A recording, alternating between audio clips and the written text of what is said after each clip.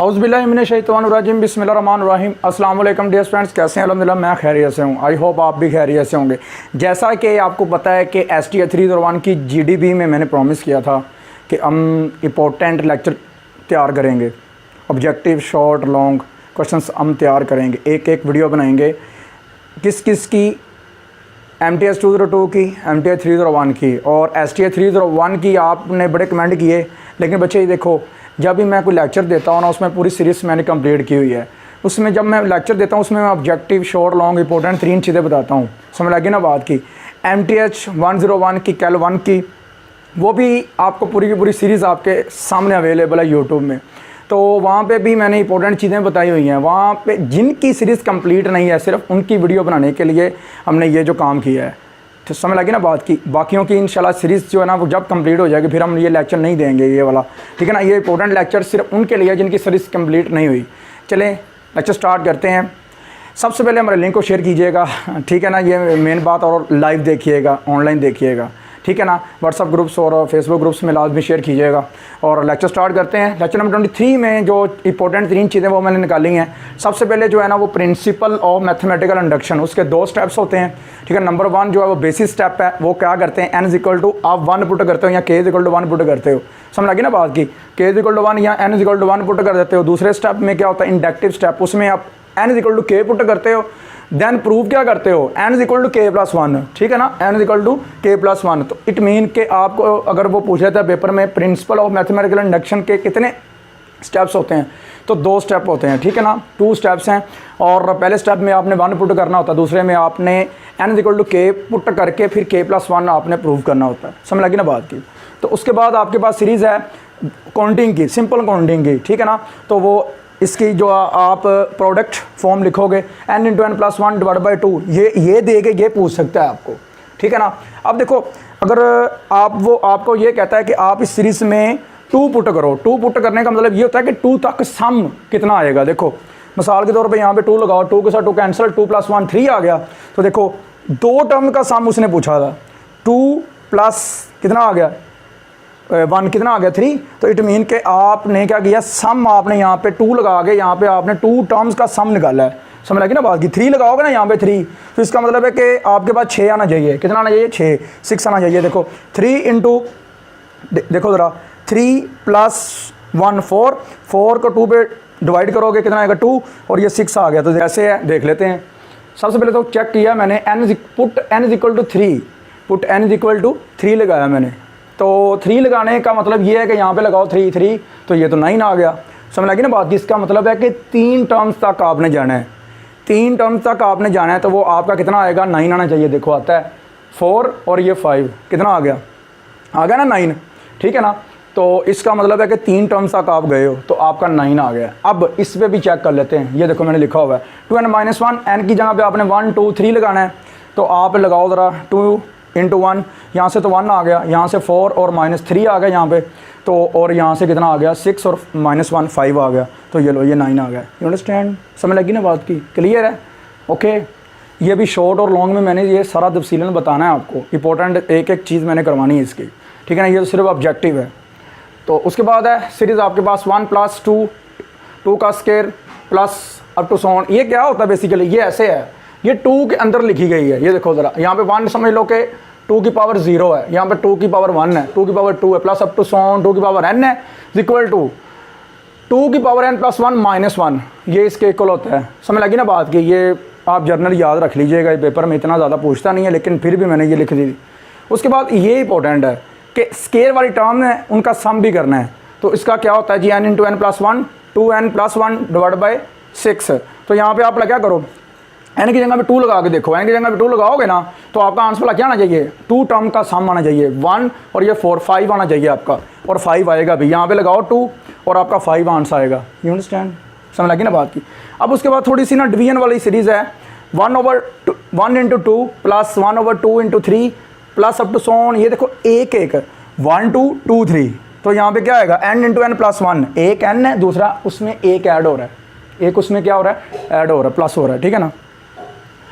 Equal to n × n+1। तो अब देखो 2 टर्म्स का आप अगर चेक करना चाहते हो तो आपके पास यहाँ पे 2 लगा दो, 2/3 आएगा, 2/3।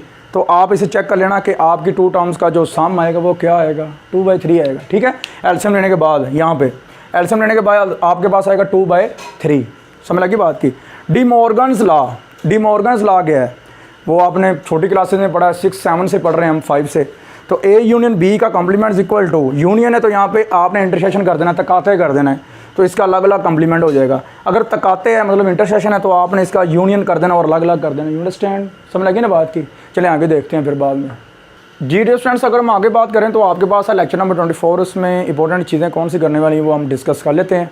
ठीक है, सबसे पहले हम अगर बात करें तो डिविजिबिलिटी है, n is equal to D dot K. ठीक है ना, d इंटू के मल्टीप्लाई हो रहा है, यहाँ पे k जो है ना वो एनी इंटीजर है, कोई इंटीजर है। ठीक है ना, अब देखो ज़रा बात करेंगे हम कि यहाँ से अगर हम k की वैल्यू निकालते हैं तो d को डिवाइड करना पड़ेगा। ये तो जर्नल है, लेकिन याद रखिएगा ग्रुप थ्योरी, सेट थ्योरी में और नंबर थ्योरी में किस तरह डिविजिबिलिटी को हम डिनोट करते हैं, ज़ाहिर करते हैं, वो ऐसे करते हैं। देखिएगा ये n/d है, बेसिकली देखने को मिल रहा है कि n/d है, लेकिन इसे लिखना कैसे है, d/n।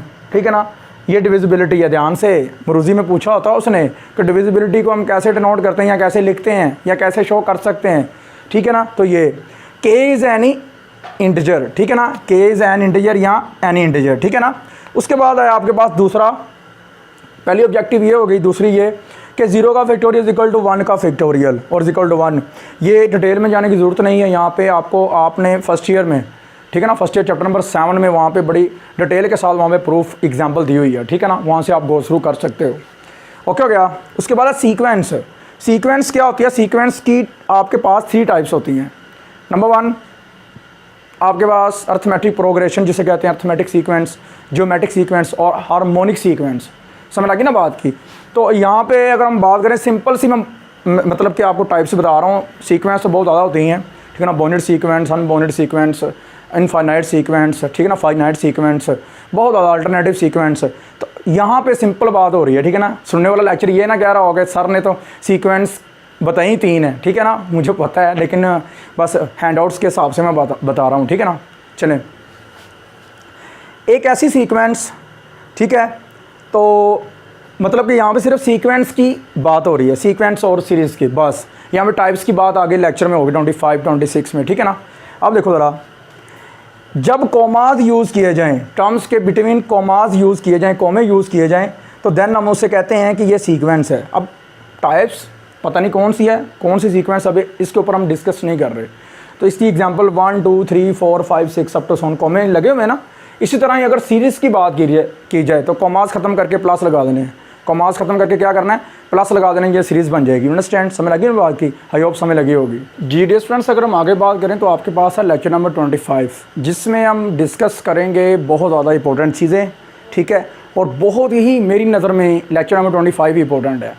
ठीक है ना, इसमें बहुत ज़्यादा पेपर आता है। चलें स्टार्ट करते हैं। सबसे पहले देखो, मेथड्स ऑफ प्रूफ। 2 मेथड्स होते हैं, एक डायरेक्ट और एक इनडायरेक्ट। ठीक है ना, डायरेक्ट प्रूफ वो जो हमने ये पढ़ा है प्रीवियस लेक्चर्स में, P then Q, ठीक है ना, P implies Q, you understand ना, ये होता है डायरेक्ट प्रूफ। अब इनडायरेक्ट प्रूफ जो होता है उसकी 2 टाइप्स हैं, एक वो कंट्रा पॉजिटिव वाली, ठीक है ना, कंट्रा पॉजिटिव वाली, दोनों के साइड्स भी चेंज और नोट भी लग गया। ठीक है ना, ये कंट्रा पॉजिटिव वाली, कंट्रापोजिशन इसका नाम है। ठीक है ना, प्रूफ बाय कंट्रापोजिशन। ठीक हो गया। एक दूसरा जिसके अंदर हम सी इन्वॉल्व कर देते थे, तो सी इन्वॉल्व करने का मतलब क्या था, कंट्राडिक्शन। क्या था, कंट्राडिक्शन। देख लें, proof by contradiction, P implies Q या P then Q, ठीक है ना, equivalent P and not Q then या implies C, मतलब कंट्राडिक्शन। समझ लगी ना बात की। तो इस मेथड का नाम है कंट्राडिक्शन और इस मेथड का नाम है कंट्रापोजिटिव या कंट्रापोजिशन। यू अंडरस्टैंड ना, समझ लगी बात की। जी स्टूडेंट्स, अगर हम आगे बात करें तो आपके पास बड़े मज़े के यहाँ पे केसेस पड़े हुए हैं, ये ध्यान से कीजिएगा, ये ऑब्जेक्टिव में पूछ सकता है और मोस्ट वेरी इंपॉर्टेंट है ये वाले। ठीक है, सबसे पहले देखो ज़रा, 2 पे आपका पड़ा हुआ है जी, even plus even is equal to even. Even को इवन में ऐड करो तो इवन ही आता है। इसकी एग्जाम्पल देख लो, 2 + 2 इज इक्वल टू 4। ठीक है, even minus even is equal to even. Example देख लो ज़रा, देखो ज़रा एग्जाम्पल इसकी क्या होगी, 4 - 2 इज इक्वल टू 2। ठीक है ना, इसी तरह ये देखो ज़रा, 6 - 2 इज इक्वल टू 4। समझ लगी ना बात की। इस तरह आपने इसे गो थ्रू कर लेना है। और ये देखो ज़रा ऐसे भी अगर करके देख लो 0 - 2 तो -2 मतलब इवन ही होता है, ठीक है ना, समझ लगी ना बात की। इवन नेगेटिव भी होते हैं और पॉजिटिव भी होते हैं। उसके बाद है odd plus odd is equal to even. देखो ज़रा 3 + 5 इज इक्वल टू 8, ठीक है। ये आपको ऑब्जेक्टिव में इस तरह पूछेगा, the sum of 2 odd numbers is always even, ठीक है, समझ लगी ना बात की। तो ओड माइनस ओड इवन मतलब कि 5 - 3 इज इक्वल टू 2 आ गया, ठीक है। उसके बाद इवन का स्केयर वो पूछेगा, इवन का स्केयर क्या होगा, ऑलवेज इवन होगा, ठीक है। देख लो इवन का स्केयर अगर लिया जाए तो वो ऑलवेज इवन होता है। ओड का अगर स्केयर लिया जाए तो वो ओड होता है ऑलवेज, ठीक है। ये एग्जांपल भी देख सकते हैं आप, सिंपल सी। उसके बाद है इवन प्लस ओड क्या होता है, ओड होता है, ठीक है जी, एग्जांपल देख सकते हो आप, यू अंडरस्टैंड। उसके बाद इवन माइनस ओड क्या होता है, ओड होता है, या ओड माइनस इवन ओड ही होता है, ठीक है। समझ लगी बात की, वो नेगेटिव का आ जाएगा ये, मतलब कि यहाँ पे पॉजिटिव मैंने लिखा हो ओड है, ठीक है, समझ लगी ना बात की। तो ये देखो ज़रा, अगर आप 3 - 8 करो, माइनस का 5 आएगा, माइनस का ओड आएगा। यहाँ पे मैंने 8 पहले लिखा तो प्लस का ओड आ गया, ओके। अब इन जर्नल ओड नंबर्स को कैसे डिनोट करते हैं, फर्स्ट ईयर में बड़े डिटेल के साथ चैप्टर नंबर 9 में वहाँ पे रेंज और डोमेन 9.4 में हमने डिफाइंड आउट की है, ठीक है ना। वहाँ पे हमने ये सीखा था n इज इक्वल 2 होता है जी आपके पास 2k + 1, यहाँ पे 0 लगाओ तो 1 आता है, फिर 2 लगाओ, फिर 3 लगाओ तो आपके पास ओड नंबर जनरेट होते हैं। जनरेट क्या होते हैं, ओड नंबर। तो n is equal to 2k + 1 ये ओड नंबर होता है, इसे आप जनरल लिखते हो, ठीक है। उसके बाद इवन नंबर को जनरल कैसे लिखते हो, n is equal to 2k, समझ लगी ना बात की। तो ये भी आपका जनरेट होता है इवन नंबर। उसके बाद even multiplied by even, even 2 2 2 4, ठीक है। उसके बाद है इवन डिवाइडेड बाय इवन, तो ये इंटीजर आ भी सकता है, नहीं भी आ सकता, मे और मे नॉट भी, ये मैंने ब्रैकेट में लिखा हुआ है। जैसे देखो 2/2 है, 2/2 है तो 1 आ गया, ये तो एक इंटीजर आ गया, लेकिन ये ओड है। अब इसी को हम क्या करते हैं, हम ऐसे कर लेते हैं कि क्या करते हैं, 4 को डिवाइड में रखते हैं, ऐसे 2 डिवाइडेड बाई 4 कर देते हैं, तो ये 1/2 आएगा। ये तो आपके पास फ्रैक्शन में आ गया, तो ये तो इंटीजर नहीं है, तो इसके ऊपर हम डिस्कस कर ही नहीं सकते, समझ लगी बात की। इवन अब देखो यहाँ पे आपके पास केस क्या बनेगा, मे और मे नॉट भी। इसी तरह ही odd multiplied by odd, odd ही आएगा। इसकी एग्जांपल देख लो ज़रा, 3 9 27। इसी तरह अगर डिवीजन की बात करें तो ये भी मे और मे नॉट भी, ठीक है ना, समझ लगी बात की। उसके बाद है आपके पास 15 नंबर पे n के ऊपर स्क्वायर रूट लिया है, तो वो आपके पास इरेशनल आना चाहिए। क्या आना चाहिए, इरेशनल। सिर्फ एक शर्त में आ सकता है इरेशनल, अगर n क्या हो, प्राइम हो। क्या हो, प्राइम हो, मतलब कि वो नंबर हो जो अपने आप के अलावा किसी और टेबल पे नहीं जाते। फॉर एग्जांपल 2, सबसे छोटा प्राइम 2 होता है, याद रखना, ये पेपर में पूछा हुआ था लास्ट टाइम। उसने पूछा था सबसे छोटा तरीन जो प्राइम है वो कौन सा नंबर होता है, वो 2 होता है। कौन सा होता है, 2 होता है। तो देखो ज़रा 2 का स्क्वायर रूट लोगे, वो भी इरेशनल, ये भी इरेशनल, ये भी इरेशनल, इरेशनल इरेशनल इरेशनल। समझ लगी बात की, प्राइम नंबर की मैं बात कर रहा हूँ, यू अंडरस्टैंड, समझ लगी बात की। अब देखो ऐसे नंबर जो अपने आप के अलावा किसी और टेबल पे नहीं आपको दिखाई देते, जो कि कंपोजिट, देखो कंपोजिट तो हो सकते हैं ना। जैसे फॉर एग्जांपल देखो यहाँ पे 15 है, 15 को अगर हम देखें तो 15 3 मल्टीप्लाइड बाय 5 होता है, ठीक है ना, 3 मल्टीप्लाइड बाय 5 होता है। अब 3 मल्टीप्लाइड 5 होता है, ये तो मतलब कि 3 के टेबल 3 5 15 और 5 3 15, हाँ ये तो हो सकता है। ये 15 गलत है, यहाँ पे 15 नहीं आएगा, 13 आ गया, इसके बाद 17 और 19, ठीक है ना, ये गलत है, यहाँ पे आएगा आपके पास 17। सिंपल सी बात है, जो ऐसे दिखाई दें अपने आप के अलावा किसी और टेबल पे दिखाई ना दें। जैसे देखो 11 है, 11 आपको कहीं और दिखाई नहीं देगा, 13 है कहीं और दिखाई नहीं देगा। लेकिन अगर 15 की बात करें तो 15 देखो ज़रा, 15 आपको टुकड़े देता है 3 और 5 के, 3 5 15, तो ये 3 के टेबल पे भी जाता है और 5 के टेबल पे भी जाता है। ये कहने का मतलब ये हो गया कि जो 1 और अपने आप के अलावा किसी और टेबल पे ना जाए वो प्राइम नंबर होता है। वो क्या होता है, प्राइम नंबर, याद रखिएगा, यू अंडरस्टैंड, ध्यान से कीजिएगा। दुनिया का कोई भी प्राइम नंबर है उसका स्क्वायर रूट लिया जाए तो वो आपके पास इरेशनल बनता है, गैर नातक अदाद होते हैं वो वाले। और एक और बात याद रखिएगा, कैलकुलेटर आप अपने हैंड में रखिएगा, कैलकुलेटर पे आपने क्या करना है, आपने 2 का स्क्वायर रूट लेना है। अगर तो देखें पहली बात तो ये इरेशनल ही है, ये टर्मिनेट नहीं होगा, पूरी कैलकुलेटर की स्क्रीन पूरी फिल हो जाएगी। अगर कोई ऐसा नंबर है जिसके साथ आपकी कैलकुलेटर की पूरी स्क्रीन फिल हो जाती है वो इरेशनल होता है, ठीक है। अब दो केस आ जाते हैं, अगर तो फिल नहीं होती, जैसे 0.1 आ गया, 0.5 आ गया, 0.3 आ गया, तो देन ये होता है रैशनल, नातक अदद, ठीक है।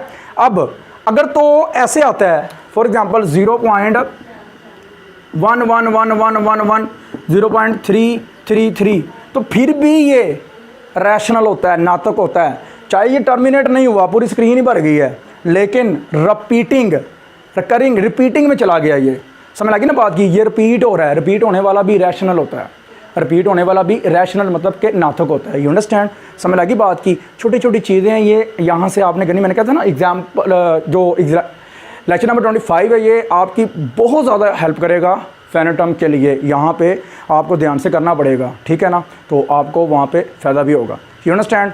अब अगर मैं थोड़ी सी और डिटेल के साथ जाऊँ यहाँ पे प्राइम नंबर के ऊपर, तो 19, ठीक है, 23, इस तरह के नंबर जो 1 और अपने आप के अलावा किसी और टेबल पे आपको दिखाई नहीं देंगे, तो वो आपके पास क्या होंगे, वो प्राइम होंगे, और उनका स्क्वायर रूट लोगे तो वो आपके पास इर्रेशनल बन जाएंगे। कौन से? गैर नातक अदाद। यू अंडरस्टैंड जी डियर स्टूडेंट्स। अगर हम इसी तरह ही डिस्कशन करें इसके ऊपर कि आया कि आपके पास रैशनल और प्लस रैशनल क्या होता है, वो भी रैशनल ही होता है, नातक प्लस नातक इज इक्वल टू नातक। You understand. थोड़ा सा और डिस्कस करेंगे उसके ऊपर, मज़ा आएगा डिटेल के साथ लास्ट पे, ठीक है ना। तो बाद में देखो इसकी एग्जांपल जो है वो देखो 1/2 + 1/2 वो क्या आएगा आपके पास 0.5 और वो 1 हो जाएगा, और 1/1 मतलब कि आप लिख सकते हो p/q की शक्ल में। ऐसे अदाद जिसके आप कंडीशन के अंदर आप जा सकते हो कि p/q की शक्ल में लिखे जा सकते हैं, वो आपके पास रैशनल होते हैं। वो क्या होते हैं आपके पास? रैशनल होते हैं। You understand. जो नहीं लिखे जा सकते वो इरेशनल होते हैं, ठीक है। इसी तरह देखो ज़रा, irrational plus irrational is equal to irrational. ई, ये देखो ई और पाई, ध्यान से, ये जानबूझ के मैंने एग्जांपल लिखी है ये वाली। ई और पाई जो ना वो इरेशनल होती हैं, ये पेपर में पूछी जा चुकी हैं और पूछनी भी है उसने, बस ये मैंने कह दिया, ये पूछनी है उसने, बस ये याद रखिएगा। E plus E, irrational plus irrational is equal to 2e। तो ये इरेशनल मल्टीप्लाई होगा किसी भी नंबर के साथ तो इरेशनल ही आएगा। तो पाई प्लस पाई 2π, ठीक है ना, इरेशनल आ गया। Square root 2 plus square root 2 is equal to 2 square root 2, ठीक है, ये भी रैशनल आ गया। और देन यहाँ पे अगर हम बात करें कि rational plus irrational is equal to irrational ही आएगा, ठीक है। और इसी तरह अगर डिफरेंस की बात करें तो डिफरेंस में भी इरेशनल ही आएगा। यू अंडरस्टैंड, ये याद रखिएगा। ये मैंने लिखना जो ना वो लिखना भूल गया था मैं, तो इसलिए मेरे माइंड में आ गया तो मैंने लिख दिया ये वाला, ठीक है ना। Rational plus irrational is equal to irrational, rational minus irrational is equal to irrational. You understand ना। अब एक और बात है, इरेशनल और रैशनल का अगर हम यूनियन लें तो वो आपके पास रियल आता है। वो आपके पास क्या आता है? रियल आता है। मतलब कि जो बटे में लिखे जा सकते हैं और जो बटे में नहीं लिखे जा सकते, उन सबको इकट्ठा करें तो रियल लाइन बनती है। क्या बनती है? -∞ से +∞ एक रियल लाइन पूरी बन जाती है, आर बन जाता है। यू अंडरस्टैंड, समझ लगी ना बात की। अच्छा जी, उसके बाद है अगर हम इंटरसेक्शन लें, इसका क्या लें? इंटरसेक्शन लें, तकाते लें, तो वो खाली सेट आएगा। खाली सेट आएगा क्योंकि इन दोनों में कुछ कॉमन नहीं है, तो क्या आएगा? खाली सेट आएगा। क्योंकि बटे में लिखने वाले और बटे में ना लिखे जाने वाले, उन दोनों को इकट्ठा करेंगे तो क्या आएगा? इंटरसेक्शन लेने की कोशिश करें।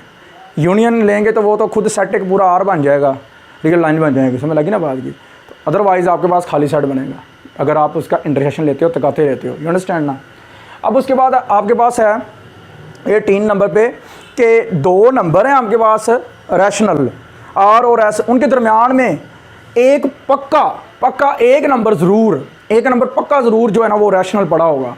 उसकी एग्जांपल देख लो, 1 और 3 है, उसके दरमियान में 2 पड़ा हुआ है, 2 पड़ा हुआ है तो वो भी रैशनल है। 1/1, 2/1, 3/1 लिखे जा सकते हैं। You understand. तो ये आपके पास ये प्रॉपर्टी है कि दो रैशनल नंबर्स के दरमियान, दुनिया के जितने भी हैं उनके दरमियान एक रैशनल नंबर ज़रूर पड़ा होता है। यू अंडरस्टैंड, ये याद रखिएगा। क्लियर है, समझ लगी ना बात की। जी डियर स्टूडेंट्स, अगर हम आगे बात करें तो लेक्चर नंबर 26 है, उसमें कुछ भी नहीं करने वाला, बस लेक्चर नंबर 26 और 27 में थोड़ी बहुत चीज़ें करने वाली हैं, वो ज़रा ध्यान से करिएगा ऑब्जेक्टिव के तौर पे, ठीक है। चलें, सबसे पहले हम बात करें तो उसने एग्जांपल्स दी हुई हैं कि irrational plus irrational is equal to irrational. Example है इरेशनल की, एग्जांपल है plus irrational is equal to irrational. समझ लगी ना बात की। तो ये तो हमने पीछे पढ़ लिया था, ये तो बड़े अच्छे से पढ़ लिया कि rational plus irrational equal to irrational, अगर माइनस करेंगे तो फिर भी इरेशनल।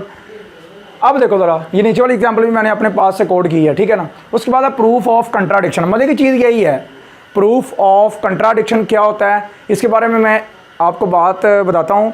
मज़े की बात है, फैसल रमज़ान साहब हैं हमारे कसूर में, एजुकेटर अकेडमी में पढ़ाते हैं और लेक्चरार हैं वो गवर्नमेंट इस्लामिया कॉलेज में। तो वो हमें बताते हैं कि प्रूफ ऑफ कंट्राडिक्शन क्या होता है कि आप क्या कर रहे हो, आपने दीवार के तरफ मुँह किया है, दीवार की तरफ मुँह करके कह रहे हो कि ये दरवाज़ा है। तो जब आप जाते हो ना यहाँ पे ऐसे, आपकी टक्कर लगती है, आपका सर फटता है, तो देन आप कहते हो उफ ये दरवाज़ा नहीं है, ये तो दीवार है। तो जब आपको चोट लगती है, जब आपका सर फटता है, देन आपको पता चलता है कि ये दीवार है, ये दरवाज़ा नहीं है। तो देखो, जो आपने पहले डिसीज़न लिया था ना कि ये दीवार नहीं है, ये दरवाज़ा है, ये आपने अपने पास से सपोज किया था कि ये चीज़ ऐसे है, लेकिन जब आपका सर फटा देन आपको पता चला कि ये दरवाज़ा नहीं है, ये दीवार है। तो ये जो अमल आपके माइंड में बाद में आया ना, ये कंट्राडिक्शन है, ये उलट हो गया। समझ लगी ना बात की, कि आपका जो नज़रिया था वो ये था कि मैं इस दीवार से गुजर जाऊंगा, ये दरवाज़ा है यहाँ पे। समझ लगी ना बात की, लेकिन यहाँ पे दरवाज़ा नहीं था, वहाँ पे दीवार थी। आप फिर भी वहाँ पे चले गए और उसके साथ टक्कर लगी, जब सर फटा देन आपको पता चला कि यार मैं गलत था। तो ये जो प्रोसीजर होता है, ये प्रोसेस होता है मैथ में, ये कंट्राडिक्शन होता है। यू अंडरस्टैंड, एक चीज़ गलत है, आप उसे सही कही जा रहे हो, सही कही जा रहे हो, सही कही जा रहे हो। जब आपके मुंह पे थप्पड़ लगता है या सर फटता है ना, देन आपको होश आती है, उफ मैं गलत था। तो ये कंट्राडिक्शन है। यू अंडरस्टैंड, समझ लगी ना बात की। डिवीजन एल्गोरिदम के बारे में पढ़ेंगे, जो कि आपने प्रीवियस क्लासेस में पढ़ा हुआ है।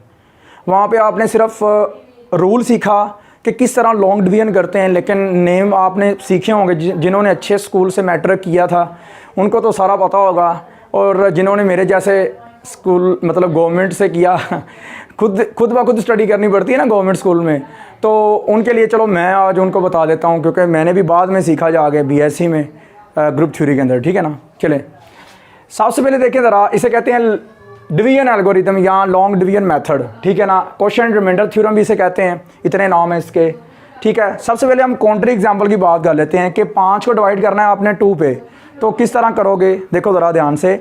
2 2 4, ठीक है, और एक आपका रिमाइंडर बच गया, जिसे आप उर्दू में कहते थे बाकी। ये होता था आपके पास हासिल किस्मत, ठीक है ना, ये और ये बाकी, ठीक है ना। अब देखो यहाँ पे आपने क्या करना है, इन दोनों को मल्टीप्लाई करोगे और बाकी जो मतलब रिमाइंडर है उसमें आप ऐड कर दोगे। 2 2 4 और 1 5, पूरा आ गया। समझ लगी ना बात की। अब पीछे आ जाओ, जर्नल बात कर लेते हैं। जर्नल क्या है, मैंने कह दिया 2 को n का कह दिया, और ये वाले ऊपर वाले 2 को मैंने q कह दिया, या 5 को मैंने p कह दिया, 4 को मैंने x कह दिया, और रिमाइंडर 1 को मैंने y कह दिया। अब जैसे मैंने ये सेट किया ये वाला, इसी तरह मैं ये सेट करूँगा। देखो ज़रा, 5 किसकी जगह पे आया, अंदर वाले, ठीक है। यहाँ पे क्या p पड़ा हुआ है, p is equal to N Q क्या था, ये और ये, इन दोनों की मल्टीप्लिकेशन, प्लस क्या था 1 क्या y, ठीक है। तो ये देखो ज़रा, अब इनके नाम हम पढ़ लेते हैं क्योंकि नाम वो पूछता है ज़्यादातर, ठीक है। अब देखो ज़रा, सबसे पहले ये होता है डिवाइडेंड, ये होता है डिवाइज़र, ये बाहर वाला डिवाइज़र, डिवाइडेंड, कोशेंट, रिमाइंडर। समझ लगी बात की। ये चीज़ें आपने इनके नेम वगैरह याद रखने हैं, क्योंकि वो भला क्या कह सकता है, 65 देकर कह सकता है कि इसका जो है ना वो बताओ रिमाइंडर क्या आएगा। तो देखो ज़रा, इसका रिमाइंडर ये बनेगा 12 - 60 और 1 65, ठीक है ना। मतलब 5 उसमें ऐड कर दोगे तो 65 हो जाएगा। यू अंडरस्टैंड, मतलब एक मैंने ये कहा था कि उसमें 5 ऐड कर दें, ठीक है ना। आप देखें 12 का जो उसने रिमाइंडर पूछना है वो क्या होगा, 3 4 12 और प्लस 0 इसका रिमाइंडर होगा। 20 का भी रिमाइंडर 0 आएगा, ठीक है। उसके बाद 61 है तो उसका रिमाइंडर 1 आएगा, 70 है तो उसका रिमाइंडर 5 आएगा। समझ लगी ना बात की। और नोट ये कि रिमाइंडर हमेशा 0 या 0 से बड़ा होता है, 0 या 0 से बड़ा होता है, रिमाइंडर कभी भी नेगेटिव नहीं होता। यू अंडरस्टैंड, समझ लगी ना बात की। आई होप आपको लेक्चर समझ लगी होगी इसकी। जी डियर स्टूडेंट्स, अगर हम आगे बात करें तो आपके पास बड़ा इंपॉर्टेंट तरीन टॉपिक आ गया, GCD, ग्रेटेस्ट कॉमन डिवाइज़र, ठीक है ना। ये एल्गोरिदम बड़ा मज़े का एल्गोरिदम है, लेक्चर नंबर 28 में ये, ठीक है। ये लॉन्ग में, शॉर्ट में, ऑब्जेक्टिव में कहीं ना कहीं आ सकता है, ये ज़रूर आ सकता है, ठीक है ना। अगर इसी तरह एल्गोरिदम की बात करें तो ये लॉन्ग में आ सकता है, अगर वो छोटा सा अपने पास से बनाए तो वो शॉर्ट में दे सकता है, और उससे भी थोड़ा सा छोटा करे तो वो आपको ऑब्जेक्टिव में दे सकता है, ठीक है ना। समझ लगी बात की। और ये इसका मुखाफ़फ़ मतलब एब्रीवेशन भी पूछ सकता है, ठीक है ना। चलें देखें ज़रा, सबसे पहले जी उसने लिखा हुआ है hand calculation of GCD, use Euclidean algorithm to find GCD 330,156 का। ठीक है ना, समझ लगी बात की। ये भी कह सकता है कि इसका आप जीसीडी बताओ क्या होगा ऑब्जेक्टिव में, तो वो 6 है। वो कैसे 6 है वो देख लेते हैं। ठीक है, गिवन आपके पास ये वाली वैल्यूज़ हैं। ठीक है ना, कम से आप देखें ज़रा 330 और 156, जहाँ पे कम से कम आपका रिमाइंडर बचेगा ना, मतलब ज़ीरो आएगा यहाँ पे, वो आपका जीसीडी होगा, ग्रेटेस्ट कॉमन डिवाइज़र होगा। समझ लगी बात की। चले सबसे पहले क्या करना है, देखें 330 के पास 3 कैसे पहुँच सकते हैं। 156 को किसके साथ मल्टीप्लाई करेंगे, 2 के साथ, तो आपके पास आ गया 312। रिमाइंडर क्या बचा 18। अब 18 को बाहर रखना है और 156 को अंदर ले जाना है यहाँ पे। ठीक है ना, ये देखो ज़रा, 18 क्या चला गया बाहर, 18 चला गया इसकी जगह पे, और 156 जो चला गया वो अंदर चला गया। अब 18 को किसके साथ मल्टीप्लाई करेंगे कि 156 के करीब 3 चले जाएंगे, आप करेंगे 8 के साथ मल्टीप्लाई, तो ये रिमाइंडर जो बचेगा इसका दोनों को माइनस करके वो आएगा आपका 12। अब क्या करेंगे, 12 को बाहर ले जाएंगे और 18 को अंदर ले जाएंगे। ठीक है, अब क्या करेंगे, 1 के साथ मल्टीप्लाई करेंगे, 6 आ गया। अब 6 को बाहर लेके जाएंगे और 12 को अंदर लेके रखेंगे। ठीक है, देखो ज़रा ऐसे ही है, देखें 6 तो 12 तो 0 आ गया, 0 आ गया, इसका मतलब ख़त्म हो गया ये क्वेश्चन। तो हैंस हम कह सकते हैं कि जो जीसीडी था ना 330,156 का वो 6 है। यू अंडरस्टैंड, समझ लगी बात की। ये इसकी एब्रीवेशन भी पूछ सकता है, मुखफ़फ़, ठीक है, और शॉर्ट में, लॉन्ग में, ऑब्जेक्टिव में, कहीं भी पूछ सकता है। यू अंडरस्टैंड ना, समझ लगी बात की। जी डियर स्टूडेंट्स, अगर हम आगे बात करें तो आपके पास है सम रूल और प्रोडक्ट ऑफ रूल। ठीक है ना, सेट्स के अंदर बात करेंगे और सिंपल नंबर के अंदर बात करेंगे, और मैं छोटी बहुत आपको एग्जांपल भी बताऊंगा इसकी। ठीक है ना, चलो सबसे पहले हम बात करें था sum rule n1 + n2 + n3 up to so on. ठीक है, अब देखो मैं कह रहा हूँ कि 10 स्टूडेंट्स हैं कंप्यूटर के और 5 स्टूडेंट मैथ्स के, और इनके पेपर चेक करें तो टोटल स्टूडेंट्स कितने हो गए, 15 हो गए ना। इनको ऐड करने को ये सम रूल होता है, ये इनको ऐड करने का तरीका जो है ना वो सम रूल है। ठीक है ना, समझ लगी बात की। जो तरीक़ाकार इनके तादाद को हमने जमा करना है ना, टोटल हमने तादाद बतानी है, वो सम रूल के अंदर आती है। ओके, समझ लगी बात की। तो ये n1 n2 n3 सबको हम ऐड कर देंगे तो ये सम रूल में चला जाता है। इन sets form n of a1 union a2 union a3 up to so on an, इनको अलग अलग कर देना है, n अप्लाई कर देना है, और यूनियन की जगह में प्लस आ जाता है। पता ना स्टैट में पढ़ा हुआ है, आगे जाके भी डिटेल के साथ इसे पढ़ेंगे कि यूनियन की जगह में प्लस क्यों लिखते हैं। ठीक है ना, देखो ज़रा, n of a1 + n of a2 + n of a3 up to so on n of an। ठीक है, ये सेट के अंदर सम रूल है। ठीक है, the product of rule n1 × n2 × n3 × n4 up to so on n आ जाएगा यहाँ पे, nm कह लो या nm। ठीक है ना, nm कह दिया मैंने, तो यहाँ पे भी आपको m लिखना पड़ेगा। ओके हो गया ना, ये लो। अब देखो यहाँ पे क्या होगा, एक काम मैं कर रहा हूँ 5 बार मैंने किया और एक काम मैंने किया 4 बार, तो टोटल मैं कहता हूँ कि यार मैंने ये जो टोटल इनकी प्रोडक्ट मालूम करनी है तो कैसे करूँगा, 5 को 4 के साथ मल्टीप्लाई कर दूंगा, 4 5 20 आ जाएगा। जब भी आपको पेपर में प्रोडक्ट रूल कहेगा ना, चीज़ों की तादाद दे गए तो आपने चीज़ों को मल्टीप्लाई कर देना, जितनी उनकी तादाद होगी उनको मल्टीप्लाई कर देना, ये प्रोडक्ट ऑफ रूल होगा। ठीक है, तो देखो ज़रा, n1 × n2 × n3 up to so on, ऐसे करते जाना है। सेट्स फॉर्म में कैसे होगा, a1 × n2, हाँ जी, × n3 up to so on am। ठीक है ना, तो क्या करेंगे, अलग अलग कर देंगे, n अप्लाई कर देंगे, तो ये आपके पास प्रोडक्ट रूल आ जाएगा सेट के लिए। यू अंडरस्टैंड, आई होप समझ लगी होगी, क्लियर है ना। जब भी चीज़ों की तादाद को जमा करना है तो वो सम रूल होता है, जब मल्टीप्लाई करना होता है तो वो प्रोडक्ट रूल होता है। यू अंडरस्टैंड ना, समझ लगी, याद रखिएगा। व्हाट इज़ फैक्टोरियल ऑब्जेक्टिव में, तो फैक्टोरियल जो होता है वो basically product of a positive integer होता है। ठीक है ना, सबसे पहले हम बात करें कि इसे डिफाइन कैसे करते हैं। n ये सिंबल होता है फैक्टोरियल का, n × n-1, एक एक कम करते जाते होते हैं, n-2 n-3, देखें n-1, इसमें एक और काम करो n-2, इसमें से एक और काम करो n-3, समझ लगी ना बात की। तो ये क्या करना है आपने, 3 2 1, आस्ता आस्ता एक एक कम हो रहा है, ये लिखना है यहाँ पे। ठीक है ना, 3 2 1 बेस है रिकर्जन में। ये रिकर्जन में उसने पूछा है कि रिकर्जन में बेसिकली फैक्टोरियल का क्या अमल दखल होता है। बेस क्या होता है, 0 फैक्टोरियल = 1। उसके बाद नोट है कि 1 फैक्टोरियल भी 1 नहीं होता है, ये रिकर्जन में नहीं आता लेकिन वैसे नोट है इसका, ठीक है। रिकर्जन क्या होगी इसकी, n factorial equal to n into n minus one factorial, ठीक है ना, समझ लगी बात की। तो ये याद रखिएगा, ये ऑब्जेक्टिव में पूछता है। Note n factorial is said to be product of a positive integers, ये मैंने स्टार्ट में बता दिया था डेफिनेशन इसकी। एग्जाम्पल्स हैं 7 फैक्टोरियल ओवर 5 फैक्टोरियल किस तरह सोल्व करते हैं, मैंने जानबूझ के सोल्व की हुई है कि आपको थोड़ी समझ लग जाएगी इसकी। तो ये देखो नीचे वाला छोटा फैक्टोरियल है, ऊपर वाले को आपने एक्सपैंड करते जाना है। 7 multiplied by 6 multiplied by 5 factorial, जहाँ पे आपने ब्रेक करना है वहाँ पे फैक्टोरियल लगा देना है। ये दोनों कट जाएंगे तो दोनों को मल्टीप्लाई करेंगे 42 आ जाएगा। -2 का फैक्टोरियल निकालना है, नॉट पॉसिबल, नॉट डिफाइन, क्योंकि हमने तो ये डिफाइन किया है कि n फैक्टोरियल जो होता है वो तो पॉजिटिव इंटीजर होते हैं, उनकी प्रोडक्ट होती है, ये नहीं हो सकता। अब इसे कैसे करेंगे, देखो ऊपर वाला बड़ा है, ऊपर वाला क्या आएगा, देखो ये एज इट इज़, इसमें से एक कम, ठीक है, ये दोनों कट गए, ऊपर रह गया n फैक्टोरियल और n फैक्टोरियल कट गया, n+1 आंसर आ गया। ऊपर वाला छोटा है, नीचे वाला बड़ा है, नीचे वाले को एक्सपैंड करना है, ये वैसे ही पहले लिख देना है एज इट इज़, इसमें से एक कम करना है, फिर इसमें से 2 कम करने हैं। देखो n-1 n-2 n-3 by definition of factorial.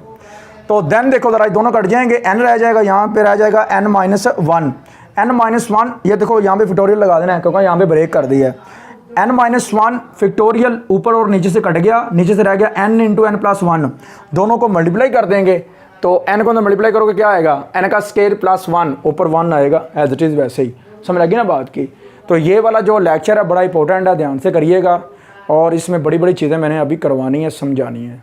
Ji students, अगर हम आगे बात करें तो यहाँ पे हम कम्बिनेशन और परम्यूटेशन के बारे में बात करेंगे कि आया कि कम्बिनेशन और परम्यूटेशन का यूज़ क्या है और उनका फॉर्मूला क्या है, और आया कि कौन से ऐसे नोट्स होते हैं जो ऑब्जेक्टिव में या शॉर्ट में पूछ सकता है। चलें सबसे पहले हम बात करें कि काउंटिंग फार्मूलाज जो हैं वो बेसिकली वो किस तरह हम यूज़ करते हैं और किस तरह जो है ना उनकी जो रेपिटेशन है, जो जैसे देखो 1 2 3 और फिर 1 आ गया, रेपिटेशन अलाउड है या नहीं अलाउड है, किस में अलाउड है, कब अलाउड है, ठीक है ना, ये हम डिस्कस करते हैं। देखो ज़रा, ऑर्डर मैटर करता है, ऑर्डर मैटर करता है के सैम्पल में। जब भी आप सैम्पल ड्रा करते हो ना, सैम्पल डिस्ट्रीब्यूशन आप ड्रा करते हो, आगे जाके बढ़ेंगे, जब मैं लेक्चर करवाऊँगा ना कंप्लीट, बेहतरीन सीरीज़ कंप्लीट करेंगे, उसमें मैं बताऊंगा सैम्पलिंग डिस्ट्रीब्यूशन और के सैम्पल क्या है, ठीक है ना। तो के सैम्पल जब आप ड्रा करते हो ना तो उसमें रेपिटेशन अलाउड होती है। रेपिटेशन मतलब कि 1 2 3 फिर 1 आ गया, फिर 2 आ गया, दोबारा से रिपीट हो रहे हैं नंबर। तो के सैम्पल जब ड्रा करेंगे, कोई भी सैम्पल आप ड्रा करेंगे पॉपुलेशन के अंदर से, तो के सैम्पल ड्राइंग के अंदर रेपिटेशन अलाउड होगी, ठीक हो गया। और उसके बाद ऑर्डर किस में मैटर नहीं करेगा, के सिलेक्शन में। जब आप सिलेक्ट करोगे ना कि एक चीज़ को पक्का आपने सिलेक्शन करनी है, तो देन वहाँ पे ऑर्डर मैटर आपका नहीं करेगा। अगर के सैंपल की बात करेंगे ऑर्डर मैटर करेगा, अगर के सिलेक्शन की बात करेंगे तो ऑर्डर मैटर नहीं करेगा। याद रखिएगा, ये ऑब्जेक्टिव में बड़ी ज़्यादा इंपॉर्टेंट चीज़ें हैं जो पूछता है वो, ठीक है। अब जहाँ पे ऑर्डर मैटर नहीं करता वहाँ पे होती है के सिलेक्शन, रेपिटेशन अलाउड होती है, ठीक है। एक ऑर्डर मैटर करता है वो के सैंपल होता है और उसमें रेपिटेशन अलाउड करती है। अब रेपिटेशन अलाउड नहीं होती के परम्यूटेशन में, किसमें, के परम्यूटेशन में रेपिटेशन अलाउड नहीं होती। लेकिन ऊपर चलो, ये ऑब्जेक्टिव में बड़ी ज़्यादा इंपॉर्टेंट चीज़ें हैं जो पूछता है वो, ठीक है। अब जहाँ पे ऑर्डर मैटर नहीं करता वहाँ पे होती है के सिलेक्शन, रेपिटेशन अलाउड होती है, ठीक है। एक ऑर्डर मैटर करता है वो के सैंपल होता है और उसमें रेपिटेशन अलाउड करती है। अब रेपिटेशन अलाउड नहीं होती के परम्यूटेशन में, किसमें, के परम्यूटेशन में रेपिटेशन अलाउड नहीं होती। लेकिन ऊपर चलो, ऑर्डर मैटर करता है, ऑर्डर मैटर करता है। अब इसी तरह आगे केस देखो, के कम्बिनेशन है, इसमें ऑर्डर मैटर नहीं करता लेकिन रेपिटेशन अलाउड होती नहीं है, यहाँ पे रेपिटेशन अलाउड नहीं होती, ठीक है ना। ओके हो गया। अब देखो ये ज़रा ध्यान से करिएगा। अब थोड़ा सा आगे डिस्कस कर लेते हैं इसके फॉर्मूलाज। कम्बिनेशन का फॉर्मूला क्या होगा, CNCK, ठीक है। इस तरह डिनोट करते हैं या इस तरह ब्रैकेट में लगा लेते हैं, N कम्बिनेशन K, ठीक है ना, NCK। डिफाइन कैसे करते हैं फॉर्मूला इसका, N factorial over N minus K factorial और K का फिर फैक्टोरियल। समझ लगी बात की। और एक बात याद रखिएगा, ये जो n होता है वो हमेशा n जो हमेशा greater than equal to k, ठीक है ना, इक्वल टू k। ये देखो ज़रा, हाँ जी, n या तो इक्वल होगा या ग्रेटर होगा k के, मतलब ये जो वैल्यू ये दोनों बराबर हो सकती हैं या ये बड़ी हो सकती है, ये नीचे वाली छोटी होती है हमेशा। Permutation N P K is equal to N factorial over N minus K factorial, यहाँ पे ये वाला फैक्टर नहीं आता, यहाँ पे ये वाला फैक्टर नहीं आता। यू अंडरस्टैंड, समझ लगी बात की। अब रह गई हमारी यहाँ पे लास्ट चीज़ जो मैं आपको नोट्स लिखवाऊंगा, वो लाजमी करिएगा, वो भी पेपर में आते हैं जी स्टूडेंट्स। अगर हम आगे बात करें तो लेक्चर नंबर 30 का अख्ताम है। देखें ज़रा, सबसे पहले कम्बिनेशन आप जब लोगे ना, जब भी कम्बिनेशन लोगे 1 के साथ किसी भी नंबर का, तो देन वो जो ऊपर वाला नंबर होगा ना वही आंसर आ जाएगा। इसकी एग्जांपल देख लो, कैलकुलेटर पे कम्बिनेशन लेके देख लें कि 2 का अगर 1 के साथ कम्बिनेशन ले रहे हो तो 2 ही आएगा, ठीक है। इसी तरह 0 के साथ लोगे तो 1 आएगा, ये एग्जांपल देख लो 1, ठीक है ना। इसी तरह ही अगर आप सेम नंबर हो जाए, सेम 10 तो 1 आएगा, समझ लगी बात की। अब फिर ये थोड़ा सा देखना पड़ेगा, टेबल ध्यान से ज़रा करना है, अच्छे से करना है, क्योंकि ये आपको बड़ा ज़्यादा फ़ायदा देने वाला है, ठीक है, आपको बड़ा बेनिफिट होगा। अब देखो ज़रा, ऑर्डर मैटर करता है, के सैंपल है, हमें पीछे पहले पता है हमें। फिर बाद में ये पॉपुलेशन में हम सैंपल ड्रा करते थे, जिन्होंने तो स्टैट पढ़ी है उनको सारा पता है कि सैम्पलिंग के अंदर हम जब सैंपल ड्रा करते हैं तो फार्मूला लगाते हैं n की पावर k, n की पावर k। तो रेपिटेशन अलाउड है, रेपिटेशन अलाउड है k सैंपल के अंदर या n की पावर k के अंदर, ये पूछ सकते हैं आपको ऑब्जेक्टिव में, ठीक हो गया ना। अब आगे चलते हैं, ऑर्डर डज नॉट मैटर्स। अच्छा एक मिनट, यहाँ पे ऑर्डर मैटर करता है, रेपिटेशन अलाउड है और के सैंपल और n की पावर k है, ठीक है, ये फॉर्मूला है। ऑर्डर मैटर नहीं करता, के सिलेक्शन है, n प्लस के माइनस 1 कॉमा k है, ये फॉर्मूला है, ठीक है ना। के सिलेक्शन का ये फॉर्मूला, के सैंपल का ये फॉर्मूला, और ऑर्डर यहाँ पे मैटर नहीं करता और रेपिटेशन अलाउड है, ठीक है ना। अब नीचे चलो, रेपिटेशन अलाउड नहीं है, के परमोटेशन है, फॉर्मूला परमोटेशन का ये है, ठीक है, हमने डिस्कस किया हुआ पहले, ठीक हो गया ना। अब आगे, order does not matter, formula के कम्बिनेशन, कम्बिनेशन का फॉर्मूला हमने डिस्कस किया हुआ है, समझ लगी बात की। अब 2 चीज़ें यहाँ पे काम की थी। नंबर 1, परमोटेशन मैटर करता है, यहाँ पे आपका ऑर्डर, रेपिटेशन अलाउड है, ठीक है ना। तो ये के सैंपल और n की पावर k के लिए, ठीक है। दोबारा फिर मैं रिपीट कर रहा हूँ बार बार फॉर्मूले को, कि यहाँ पे 2 चीज़ें आपने जो ना वो डिस्कस करनी है। नंबर 1 ज़्यादातर जो इम्पोर्टेंट है, जो पेपर में पूछ सकता है, अगर परमोटेशन आएगी तो ऑर्डर मैटर करेगा, ठीक है। परमोटेशन अगर आएगी तो ऑर्डर मैटर करेगा, नंबर 1। रेपिटेशन नॉट अलाउड, अगर परमोटेशन आए, आगे चलो, ऑर्डर मैटर नहीं करेगा, ठीक है, ऑर्डर मैटर नहीं करेगा अगर कम्बिनेशन आएगा, लेकिन यहाँ पे रेपिटेशन नॉट अलाउड होगी, समझ लगी बात की। 2 फॉर्मूले हैं जो मेन आपने करने हैं, नंबर 1 परमोटेशन का, नंबर 2 कम्बिनेशन का। परमोटेशन ऑर्डर मैटर करेगा, repetition not allowed, combination order matter नहीं करेगा और रेपिटेशन नॉट अलाउड, ठीक है। ये 2 मेन जो मैंने सर्कल बना दिए हैं, ये आपने याद रखना है, ये पेपर में पूछा ज़्यादा, ठीक है जी। डियर फ्रेंड्स, अब हम बात करते हैं लेक्चर नंबर 32 की, जिसमें कम्बिनेशन है, जो कि हमने पीछे भी पढ़ा है। उसका फॉर्मूला देख लें, कम्बिनेशन का एन सी के एन फैक्टोरियल ओवर के factorial N minus K factorial. ये के फैक्टोरियल बाद में भी आ सकता है, पहले भी आ सकता है, कोई मसला नहीं है, मल्टीप्लिकेशन है ना। एग्जांपल है, कम्बिनेशन मालूम करना आपने C96, तो क्या करना है, समझ लें कि ये n है और ये k है, तो वैल्यू पुटअप की फॉर्मूले में, तो देन आपने क्या करना है, देखिए 9 माइनस 6 क्या आएगा, 3 फैक्टोरियल, और ये 6 फैक्टोरियल वैसे ही आ जाएगा। और ऊपर से आपने 9 फैक्टोरियल को ओपन करना है, 9, 8, 7 और 6 तक चले जाना है, क्योंकि ये 6 के साथ 6 कैंसिल कर सकें। अब रह गया 3 को अब करना गया, 3 फैक्टोरियल ओपन करो ज़रा, 3 2 और ये आता है यहाँ पे 1, ठीक है। अब क्या करना है, 2 को आप कैंसिल कर दो 4 के साथ और 3 को कर दो 9 के साथ, ठीक है ना। 3 3 9 और 4 2 8, ठीक है। तो बाद में मल्टीप्लाई करोगे तो 84 इसका आंसर आ जाएगा, यू अंडरस्टैंड। अब ये जो अरेंजमेंट्स हैं ना, अरेंजमेंट्स बड़ी इंपॉर्टेंट है, बड़ी ज़्यादा इंपॉर्टेंट है। एक पक्का क्वेश्चन आएगा शॉर्ट में और ये ऑब्जेक्टिव में ही पूछ सकता है। तो इसमें क्या करना है आपने, m इज इक्वल टू, ये मैंने अपने पास से फॉर्मूले का नाम दिया है, n factorial over n1 factorial multiplied by n2 factorial multiplied by n3 factorial up to so on. ये पाकपटन शरीफ, पाकपटन, कराची, लाहौर, किसी भी वर्ड की अरेंजमेंट्स पूछ सकता है फिक्टोरियल के अंदर। तो वो कैसे करनी है ये देख लें। मैंने किसकी किया, मैंने फर्स्ट ईयर के मैथ चैप्टर नंबर 7 से ये पिक की है, मैथमेटिक्स। वो हमें पाकिस्तान और मैथमेटिक्स दो बड़े इंपॉर्टेंट क्वेश्चन हैं, तो आप पाकिस्तान की अरेंजमेंट खुद निकाल के देखिएगा। Mathematics m is equal to, देखो 11 फिक्टोरियल, ये जो n फिक्टोरियल होता है टोटल नंबर ऑफ़ टर्म्स होती हैं, 1 2 3 4 5 6 7 8 9 10 11, ये 11 आ गया ऊपर, ठीक है। अब करना क्या है, जो 1 टाइम है ना, जो रिपीट नहीं होते, उनकी फिक्टोरियल आप ना लिखें तो टाइम आपका बच जाएगा और वैसे भी जल्दी आंसर आ जाएगा, ठीक है ना। तो देखें जो 1 टाइम है वो मैंने वैसे छोड़ दिए, जो है 2 टाइम या 3 टाइम, तो यहाँ पे 2 टाइम ही है बस, जैसे m है, t है, ठीक है ना, जैसे a है। तो ये देखो ज़रा नीचे क्या करना है, m को देखो सबसे पहले 2 टाइम है ना, 2 फिक्टोरियल डिवाइड में ये n1 हो गया। अब उसके बाद देखो आपके पास है t और a, वो भी 2 टाइम है, तो बाकी 1 टाइम वैसे छोड़ दिए, ठीक है ना, उनका कोई मसला नहीं, 1 फिक्टोरियल 1 के इक्वल ही होता है।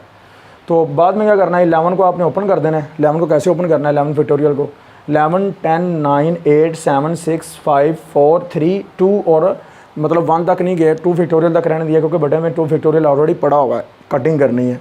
तो ये दोनों कट कर दिए, बाकी रह गए 2 फिक्टोरियल, इन दोनों को ओपन कर देना है, 2 1 2 1। और अब देखो 2 2 4, इसे कैंसिल किसके साथ करना है, 4 के साथ, ठीक है ना, ये 4 के साथ कैंसिल कर देना है 2 2 4 को, ठीक है ना। बाकी नंबर जो भी बच जाएंगे ना, उनको मल्टीप्लाई करोगे तो आपके पास ये आंसर आएगा। अब पाकिस्तान वाला और पाकपटन, लाहौर, कराची वाला, वो कसूर वाला, वो आपने करना है खुद, ठीक है ना। जी डियर स्टूडेंट्स, अगर हम आगे बात करें लेक्चर नंबर 33 की, तो उसमें परमुटेशन ऑफ अ सेट सबसे पहले हम डिस्कस इसके ऊपर कर लेते हैं। देखिए ज़रा, सबसे पहले है जी, आपके पास कोई सेट दिया गया, उसकी परमुटेशन निकालनी है। तो कैसे निकालनी है, परमुटेशन ऑफ 3, ठीक है, ऊपर 3 फिक्टोरियल फार्मूला है, देख लें 3 - 3 फिक्टोरियल, तो ये 0 का फिक्टोरियल और 3 का फिक्टोरियल आपके पास क्या आ जाएगा ओवरऑल, जब खोलोगे तो 6, ठीक है ना। इसी तरह ही है आपके पास था इंक्लूजन एक्सक्लूजन प्रिंसिपल, ठीक है ना, inclusion exclusion principle. If A and B are disjoint, मतलब कि उनमें दोनों में कुछ कॉमन नहीं है, मतलब उनके इंटरसेक्शन में खाली सेट आता है। क्या आता है, खाली सेट। तो देन ये फॉर्मूला क्या होगा, n of a union b is equal to n of a plus n of b, ठीक है ना। समझ लगी बात की, अगर इन दोनों में कॉमन कुछ नहीं है, उसके बाद if a and b are joint, मतलब दोनों में कुछ कॉमन है, तो देन फॉर्मूला क्या होगा, सिर्फ एक चीज़ की एडिशन होगी यहाँ पे, -n of a intersection b कर देंगे, इसमें से हम निकाल देंगे इंटरसेक्शन को, जो कॉमन पॉइंट होंगे वो निकाल देंगे ऊपर वाले फॉर्मूले के अंदर, ठीक है ना। समझ लगी बात की, ये सिर्फ एडिशन होगी यहाँ पे। एग्जांपल है मेरे पास, सिंपल सी एग्जांपल है इंक्लूजन के लिए, पेज नंबर 241 पे, there are 15 girls students and 25 boys students in a class, how many students are there in total. साफ पता चल रहा है कि दोनों में कुछ कॉमन नहीं है, गर्ल्स और बॉयज़ की बात हो रही है, दोनों में कुछ कॉमन नहीं है, तो क्या होगा, इन दोनों को ऐड करेंगे तो आपके पास 40 आएगा। लेकिन आपने क्या करना है, इसे मैथमेटिकली कैसे आपने दिखाना है उसे करके शॉर्ट में, ठीक है ना। ऐसे देखें, सबसे पहले आपने करना है number of girls 15, number of boys 25, number of G union B, दोनों का कंबाइन, दोनों की आपने सम निकालनी है, ठीक है ना। Number of A union B की जगह पे G union B is equal to number of G, मतलब number of A plus number of B, मतलब नंबर ऑफ़ बी की जगह पे, ठीक है। तो नंबर ऑफ़ जी कितने थे, मतलब गर्ल्स कितनी थी 15 और बॉयज़ कितने 25, तो ये ऐड हो गए 40 आ गया। You understand. अब हम करते हैं ज्वाइंट के लिए, जो कि आगे वाली एग्जांपल है जी, पेज नंबर 242 पे, अमंग 200 पीपल, टोटल जो है ना वो 200 पीपल हैं, 150 एदर स्विम और जॉग और बोथ, मतलब पता नहीं है कि इन दोनों में से जो है ना वो स्विम या जॉग, मतलब कि जॉगिंग वाले और स्विम वाले जो है ना वो 150 हैं। तो ये दोनों की जब बात होती है ना कि और आ जाता है, जहाँ पे क्या आ जाता है और, याद रखिएगा सेंटेंस में कहीं भी और होगा उसका मतलब होता है यूनियन, और यूनियन का मतलब होता है प्लस, ये याद रखिएगा। तो देन क्या करना आपने, देखो ज़रा, टोटल के लिए आपने लिख देना है n of u is equal 200 और n of s union j, मतलब देखो ना स्विम और जॉग की बात कर रहा है, और दरमियान में इंग्लिश का वर्ड और आ रहा है, उसकी वजह से यूनियन लग गया दोनों के दरमियान, और वो 150 है। और स्विम कितने हैं 85, ठीक है ना। हाँ जी, if 85 swim and 60 swim and jog, मतलब कि वो कह रहा है कि एंड का मतलब इंटरसेक्शन है, तो वो कह रहा है कि 60 जो है ना वो दोनों ही हैं, मतलब कि इंटरसेक्शन में चले जाएंगे एस इंटरसेक्शन जे में। तो स्विम की बात उसने पहले कर दी, वो कितने 85 हैं, दोनों के इंटरसेक्शन में 60 चला गया। और एन ऑफ जे उसने पूछा होगा, मालूम करें आप जोग, हाउ मैनी जोग, ठीक है ना। तो आपने क्या करना है, एन ऑफ जे जो ना वो मालूम करना है, फॉर्मूला लगाना है। अब ए और बी की जगह पे आपका जे और एस है, ठीक है ना। ये देखें ज़रा, अब फॉर्मूला ये देखो, N of S union J is equal to N of S plus N of J minus N of S intersection J, ठीक है। अब आपने जे की वैल्यू निकाली, यहाँ पे सारी वैल्यू पुटिंग कर देनी और जे की आपके पास वैल्यू आ जाएगी। देखो ज़रा, इसकी वैल्यू कितनी थी यूनियन की 150, और उसके बाद एन ऑफ एस की कितनी थी 85, और एन ऑफ जे आपने मालूम करना है, और माइनस 60, इंटरसेक्शन में कितना था 60। ये सारी इधर आगे क्या हो जाएगी माइनस, और ये हो जाएगी प्लस, और आपके पास जो फाइनल आंसर आएगा ना एन ऑफ जे का, वो आएगा आपके पास 1 to 5। क्या आंसर आएगा 1 to 5, जो के जो पीपल होंगे ना वो 1 to 5 होंगे। You understand. इसी तरह अगर हम लेक्चर नंबर 34 की बात करें तो उसमें बड़ी मोस्ट इंपॉर्टेंट लॉन्ग आ सकती है ये एग्जाम्पल जो हम करने लगे हैं, ध्यान से करिएगा, ठीक है। सिंपल सी एग्जाम्पल है, यकीन करें स्टेटमेंट पढ़ने की ज़रूरत ही नहीं है, ज़ुबानी याद हो गया करते करते ही। कहा क्या गया है, 1 से लेकर 1000 नंबर हैं आपके पास, उसमें आप मल्टीपल ऑफ 3 और 5 की जो है ना इंक्लूजन एक्सक्लूजन निकालो। समझ आ गई बात की कि मल्टीपल ऑफ 3 और 5 की जो सबसे पहले आप ना उसकी इंक्लूजन एक्सक्लूजन निकालो, मतलब कि आप उसके अंदर ये बताओ कि 1 से लेकर 1000 तक जो है ना वो नंबर हैं, उनके अंदर मल्टीपल ऑफ 3 और 5 के कितने नंबर हैं। समझ आ गई बात की। तो इस सबसे पहले हमने क्या करना है, 3 के निकालने हैं, फिर 5 के निकालने हैं, फिर 3 और 5 की डायरेक्ट आपने डिवीजन निकालने, जो जो नंबर उस पर पूरे पूरे डिवाइड होते हैं वो वाले निकालने हैं। फिर क्या करना है, फिर आपने आगे जो है ना वो बात करनी है कि क्या करना है, इसके अंदर क्या चीज़ें निकालनी है। अब देखते हैं ज़रा, देखें, let A and B the events multiple of 3 and 5, then ऐसे नंबर जो पूरे पूरे डिवाइड होते हैं 3 के ऊपर, 1000 में से कितने ऐसे नंबर हैं जो आपके 3 के ऊपर पूरे पूरे डिवाइड होते हैं, वो 333 नंबर हैं। कैसे, देख लें। ऐसे आपने क्या करना है, थाउजेंड्स को आपने 3 पे डिवाइड करना है, तो आपको किसके साथ मल्टीप्लाई करना पड़ेगा कि उसके पास 3 चले जाओगे, बाकी आपका रिमाइंडर क्या बनेगा 1। तो रिमाइंडर छोड़ देते होते हैं, जो आंसर है वो आप लिख देते होते हैं। तो इसका मतलब ये देखो, ये शॉर्ट में पूछा जा चुका है कि आप ये बताओ कि इस नंबरों में कितने नंबर ऐसे हैं जो इस पर पूरे पूरे डिवाइड होते हैं, तो इस तरह निकाल लेते होते हैं, ठीक है ना। ये छोड़ देते हैं रिमाइंडर, बाकी ये नंबर आप बता देंगे कि 333 नंबर ऐसे हैं जो 3 पे पूरे पूरे डिवाइड होते हैं। इसी तरह ही आपने 5 पे भी निकालने, वो सीधा सीधा आपको पता चल जाएगा 200 नंबर ऐसे होंगे जो आपको मिलेंगे 1000 में से, जो 5 पे पूरे पूरे डिवाइड होंगे। You understand. उसके बाद आपने क्या करना है, आपने दोनों के कंबाइन निकालने हैं, दोनों का मल्टीपल, आपने दोनों को मल्टीप्लाई कर लेना है। क्या करना है, 3 और 5 को मल्टीप्लाई करके 15 बनेगा। 15 पे आपने डिवाइड करना है कि 66 नंबर बनेंगे। 66 नंबर आएंगे आपके पास, 990 आएगा 15 और 66 का मल्टीप्लाई करने से, ठीक है ना। तो आपके पास 10 बाकी आएगा, वो छोड़ देना है। तो 66 जो नंबर ऐसे होंगे 1000 में से जो 15 में पूरे डिवाइड होते होंगे। अब आपने क्या करना है, number of A union B is equal to number of A plus number of B minus number of A intersection B, जो दोनों का क्या है आपके पास इंटरसेक्शन है, कॉमन है, कॉमन पॉइंट है, वो निकाल देना है। वो कितने 66 आए थे ना, 66 आए थे ना। तो आपने क्या करना है, 333 माइनस 200 माइनस 66, तो आपके पास 467 नंबर ऐसे होंगे जो कि आपके पास मल्टीपल ऑफ 3 और 5 होंगे, मल्टीपल ऑफ 3 और 5 होंगे, मतलब जो 3 पे भी डिवाइड होंगे और 5 पे भी डिवाइड होंगे पूरे। ओके, चलो अब दूसरा पार्ट क्या है कि डज नॉट, मतलब कि वो 3 और 5 के मल्टीपल ना हो। तो कॉमन सेंस है, 466 है, 1000 में से 466 निकाल दो तो बाकी कितना बचेगा 533। वो ऐसे नंबर होंगे जो पूरे डिवाइड नहीं होंगे, किस पे, 3 और 5 पे। यू अंडरस्टैंड, समझ लगी ना बात की। तो देखो ज़रा, does not multiple of 3 and 5, then A union B complement निकालना है ना, उलट है। उलट का मतलब यही होता है ना, ए अगर है तो उसका उलट ए यूनियन ए कंप्लीमेंट होगा, ठीक है ना। तो क्या करना है, आपने यूनिवर्सल सेट में से निकाल देना है ए यूनियन बी के आंसर को। तो number of U minus number of A union B, तो ये तो 1000 है, आपके पास 1000 है, ये कितना है 467 है, ठीक है ना। और आपके पास जो फाइनल आंसर आएगा वो 533। ऐसे नंबर होंगे जो पूरे पूरे डिवाइड नहीं होंगे किस पे, 3 और 5 पे।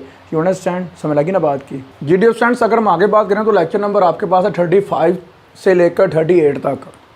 ये लेक्चर्स आप करेंगे STA 301 के अंदर से। कैसे करेंगे मैं बता देता हूँ, सारा सीरीज़ पड़ी हुई है STA 301। आप YouTube पे सर्च करें, मेरे ही लेक्चर आएंगे सबसे पहले। STA 301 YouTube पे आपने सर्च करना है। गूगल पे भी करेंगे तो सबसे पहले लोकल नंबर 1 पे मेरे ही आएंगे, यूनिवर्सिटी के बाद मेरे आएंगे, ठीक है। और अल्हम्दुलिल्लाह बड़ी इज़्ज़त मिली है STA 301 को पढ़ा के, क्योंकि बहुत ज़्यादा लोगों ने सपोर्ट की और बहुत ज़्यादा स्टूडेंट्स हैं जो STA 301 पढ़ते हैं। और एवरी जो भी आपका प्रोग्राम उसके अंदर STA 301 पढ़ी जाती है। तो वहाँ पे आपने क्या करना है, लेक्चर नंबर 17 से लेकर लेक्चर नंबर 21 जो है ना वो आपने अच्छे से गौर से सुनने हैं। वहाँ पे मैंने ताश के बारे में बताया गया कि प्रोबेबिलिटी क्या होती है, ताश का मैंने बताया सारा। फिर उसके बाद में मैंने लूडो के दानों का अच्छे से कंसेप्ट उसका क्लियर करवाया, ठीक है। आपने अच्छे से करना है। थोड़ा सा मैं बता भी देता हूँ कि इंट्रोडक्शन क्या होता है इसका। थोड़ा बहुत चांस है कि जब भी आप क्वेश्चन सॉल्व कर रहे हो, कोई भी आप थ्योरी पढ़ रहे हो या कोई काम कर रहे हो, उसके अंदर जो चांसेस होते हैं ना कि ये चीज़ हो सकती है, ये नहीं हो सकती। जैसे देखें, एक मैच हो रहा है, मैच के अंदर 3 पॉसिबिलिटीज़ होती हैं। टाई मैच हो सकता है, आप हार भी सकते हो, आप जीत भी सकते हो, समझ लगी ना बात की। तो ये जो चांसेस होते हैं ना, जैसे आप सिक्का टॉस कर रहे हो तो हेड आने के हाफ चांसेस हैं, टेल आने के हाफ चांसेस हैं, एट ए टाइम इकट्ठे नहीं आ सकते। मैंने एक एक उसमें डेफिनेशंस क्लियर करवाई हैं, एक एक पॉइंट क्लियर करवाया हुआ है। इसलिए यहाँ पे टाइम ज़ाया किए बगैर मैं कह रहा हूँ कि आप वहाँ पे चले जाएँ, क्योंकि टाइम कम है। मैंने दूसरा भी काम करना है STA 301 में, आप कर लें क्लियर से, ठीक है। मैंने इसी तरह MTH 202 को कंप्लीट करने के बाद MTH 301 कैल 2 भी क्लियर करनी है। तो कहने का मतलब ये है कि अभी बहुत ज़्यादा काम पड़ा हुआ है, इसलिए आपने छलांग लगानी है, मैंने नहीं लगानी, ठीक है।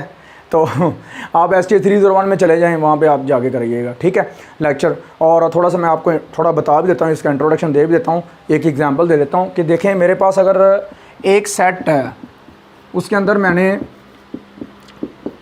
नंबर लिख दिए हैं इतने, ठीक है। मुझे कहता है प्रोबेबिलिटी बताओ, ऐसी प्रोबेबिलिटी बताओ कि ऐसे नंबरों की प्रोबेबिलिटी बताओ कि जो पूरे 2 पे डिवाइड होते हैं, वो कौन कौन से नंबर हैं, 1 2 3।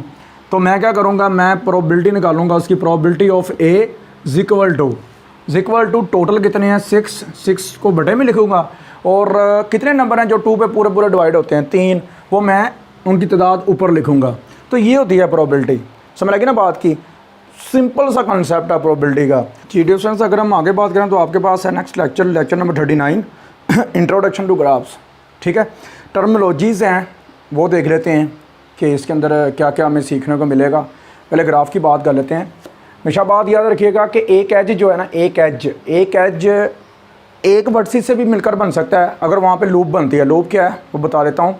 लूप आपको मैंने पीछे भी आई थिंक नहीं बताया होगा, तो हाँ, लेक्चर जो है ना, लेक्चर नंबर तकरीबन 11 या 10, उसमें मैंने बताया था लूप क्या होता है। लेकिन अब यहाँ पे मैं डिस्कस कर देता हूँ कि लूप एक पॉइंट है, यहाँ से स्टार्ट हुआ, घूम के फिर यहाँ पे ही आ गया, एक दायरा बन गया, इसे कहते हैं loop.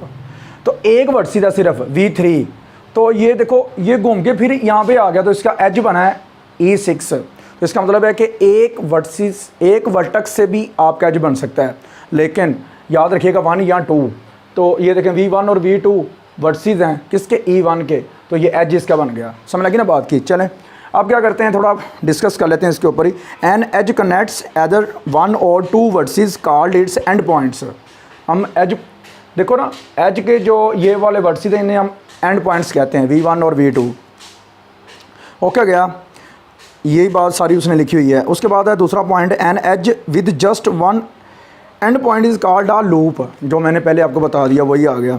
Thus a loop is an edge that connects vertex to itself. बिल्कुल सही बात है, ठीक है। That is E6 makes a loop as it has only 1 end point V3, ठीक है ना। ये देखने ज़रा, V3 और E6 की उसने बात कर दी, यहाँ पे लूप बनता है। और एक आपका यहाँ पे एक एज है और एंड पॉइंट भी एक ही है, ठीक है। उसके बाद 2 vertices that are connect by an edge are called adjacent, adjacent मतलब इसे एडजेसेंट कहेंगे। V1 और V2 कहता है दो वर्सेस से जो एज बनता है उसे एडजेसेंट कहते हैं, ठीक है ना। And a vertex that is an end point of a loop is said to be adjacent to itself, ठीक है ना। तो जो लूप होती है वो इटसेल्फ एडजेसेंट होती है V3 जैसे ये, ठीक है ना। उसके बाद चौथा पॉइंट है an edge is said to be incident on each of its end points that is E1 is incident on V1 and V2, ठीक है ना। अगर आपके पास V1 और यहाँ पे V2 है, यहाँ पे आपके पास E1 आ गया है, तो ये इंसिडेंट है, इसका आपके पास यहाँ पे लूप नहीं बना। अगर लूप बनेगा तो वो एडजेसेंट, एडजेसेंट ये भी है और लूप पे भी एडजेसेंट होता है, लेकिन इंसिडेंट जब लूप नहीं बनेगा, ठीक है। उसके बाद है a vertex on which no edges are incident is called isolated. Isolated कब होगा? जब उसका आगे पीछे कुछ भी नहीं होगा, अकेला अकेला पड़ा होगा, जब उसका क्या नहीं होगा, इंसिडेंट नहीं होगा। इंसिडेंट मतलब कि उसके क्या नहीं होंगे, एंड पॉइंट्स नहीं होंगे, ठीक है ना। V1 और V2 यहाँ पे एज कोई नहीं बनेगा, तो अकेला अकेला सेपरेट पड़ा होगा तो वो आइसोलेटेड होगा। उसके बाद last point, two distinct edges with the same set of end points are said to be parallel, parallel, ठीक है ना। ये देखो E2 और E3 आपस में पैरेलल हैं, ठीक है ना। समझ लगी बात की, बिल्कुल बराबर बराबर एक दूसरे के बराबर जा रहे हैं, इक्वल जा रहे हैं, तो ये पैरेलल है। यू अंडरस्टैंड, समझ लगी ना बात की। जी डियर स्टूडेंट्स, अगर हम आगे बात करें तो आपके पास एक ग्राफ है, उसकी टोटल डिग्री निकालनी है आपने। कैसे निकालोगे? ये पेपर में पूछा जा चुका है और पूछेगा भी। देखें ज़रा, एक ग्राफ है आपके पास, इसके आप डिग्री ऑफ V1 निकालें, मतलब कि डिग्री ऑफ V1 जो है वो यहाँ पे पड़ा हुआ, वो आइसोलेटेड है, आइसोलेटेड है। आप देखो डिग्री क्या होती है, उसके एजेस, उसके जो एज होते हैं वो उसकी डिग्री होती है। इसका तो कोई एज ही नहीं है, तो ज़ीरो, इसकी डिग्री क्या होगी? ज़ीरो। You understand. उसके बाद डिग्री ऑफ V2 निकालो, मतलब V2 की डिग्री क्या निकलेगी? देखो इसका एज क्या है? E1 और E2, तो 2 इसका आंसर आ गया, डिग्री ऑफ किसका? V2 का, ठीक है, समझ लगी ना। अब देखो डिग्री ऑफ V3 निकालो, डिग्री ऑफ V3, तो इसका क्या होगा? E1 और E2 इसके एजेस हैं और E3 भी इसका ही एज है, लेकिन जब भी आपके पास लूप बनेगी तो आपने उस एज को 2 टाइम कंसिडर करना है, ठीक है ना। यहाँ पे आपने 2 टाइम से ट्वाइस आपने करना है। ये देखो ये नोट लिखा हुआ है, the degree of loop is counted, कितनी टाइम है? ट्वाइस, ठीक है। तो इसका मतलब क्या हो गया? E1, E2 और E3, और ये 2 टाइम है तो कितना हो गया? 4। इसकी डिग्री कितनी आ गई? 4। लूप की डिग्री जहाँ पे लूप बनता होगा वहाँ पे आपने क्या करना है? ट्वाइस करना है, ठीक है, लूप के लिए। अब करना क्या है? सब को आपने ऐड कर देना है, ठीक है ना। Sum of all degrees of vertices, ठीक है ना, is called total degree of graph, ठीक है, समझ लगी ना बात की। 0 + 2 + 4 6 आ गया, ये मैंने आपको पहले बता दिया है। अब हैंड शेकिंग थ्योरम क्या होता है? Handshaking theorem, handshaking theorem होता है टोटल डिग्री ऑफ ग्राफ, मतलब G, degree V1, degree V2, degree V3 up to so on. अब करना क्या है? ये सारा, ये तरीकाकार तो सारा यही है जो मैंने किया, लेकिन नीचे क्या है ये पते की चीज़ है। 2 × नंबर ऑफ एजेस, 2 को मल्टीप्लाई कर दो उसके एजेस के साथ, ये हैंड शेकिंग थ्योरम होता है। समझ लगी ना बात की। देखो इसके एजेस कितने हैं? V1, V2 और V3, ठीक है ना। इनके एज देख लो कितने बनते हैं, वो तो आइसोलेटेड है। E1 एक एज, E2 दूसरा एज, और उसके बाद E3 तीसरा एज। समझ लगी ना बात की। E3 तीसरा एज, कितने एज हैं? मतलब टोटल E कितने हैं यहाँ पे? E1, E2, E3, तो 3 को 2 के साथ मल्टीप्लाई करो 6 आएगा, देख लो। ओके, समझ लगी ना बात की। अच्छा जी डियर स्टूडेंट्स, अगर हम आगे बात करें तो आपके पास लेक्चर नंबर 40 से 45 तक जो भी इंपॉर्टेंट फार्मूलाज हैं, ट्रिक्स हैं, वो मैं आपको बताने लगा हूँ। वो आपने अच्छे से कर लेने, शॉर्ट में और ऑब्जेक्टिव में वो लाजमी पूछेगा। चलें स्टार्ट करते हैं। सबसे पहले अगर हम बात करें तो आपके पास है आइलर फार्मूला। आइलर फार्मूले में क्या करना है आपने? उसमें किसी भी डायग्राम के फेसिस जो होते हैं वो निकालने होते हैं आइलर फार्मूले में। अब फेसिस अगर गिवन देगा तो वर्सेस भी देगा, तो फिर आपने एजेस निकालने हैं। मतलब F की वैल्यू, E की और V की वैल्यू, किसी एक की वैल्यू आपने निकालनी होती है। यहाँ पे उसने गिवन दी है E की और V की, तो आपने पुटिंग वैल्यू करके फॉर्मूले में तो आपने क्या करना है? फेसिस निकाल लेने हैं। समझ लगी ना बात की। आइलर फार्मूला आपने याद रखना है। उसके बाद है कंप्लीट ग्राफ। कंप्लीट ग्राफ क्या होता है? कंप्लीट ग्राफ ऐसा ग्राफ जिसमें उसने एजेस जो है ना वो गिवन नहीं दिए होते, जिसमें एजेस उसने पूछे होते हैं। समझ लगी ना बात की। और वो के साथ या के एन के साथ डिनोट करते हैं कंप्लीट ग्राफ को। तो देन देखो ज़रा, ये एक ग्राफ दिया गया V1 और V2, इसके 2 वर्सेस हैं। इसके एजेस निकालने हो तो कैसे निकालेंगे? एन की जगह पे आप देखो ये फॉर्मूला लगाएंगे कंप्लीट ग्राफ के लिए, K n is equal to n into n minus one divide by 2। तो एन की जगह पे 2 लगा देंगे, 2 - 1 1, और 2 के साथ 2 कैंसिल, तो 1 आ गया इसका आंसर।